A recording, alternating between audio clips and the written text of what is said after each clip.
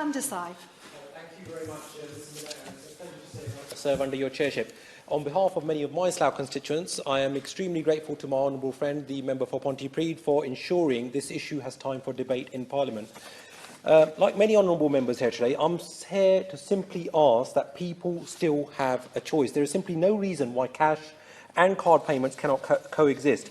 We cannot have a two-tier society, excluding those who, through personal choice or necessity, use cash, particularly as this can impact the most vulnerable.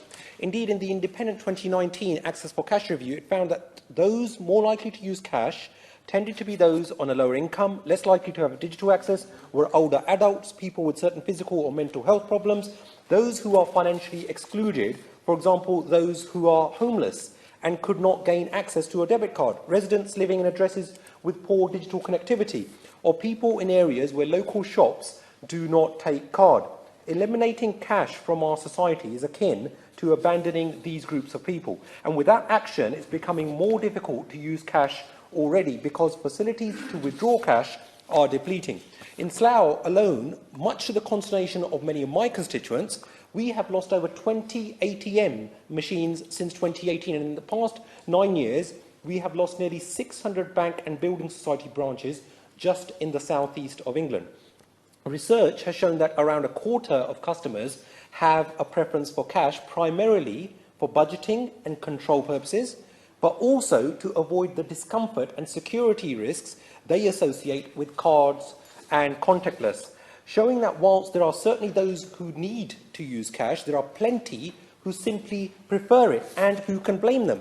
The Financial Conduct Authority showed that between April 2018 and the end of that year, there were 302 major IT failings, causing a multitude of problems for card customers. Security breaches and cyber attacks on banks have become increasingly common, and many have very legitimate concerns about privacy and data sharing linked to their card usage.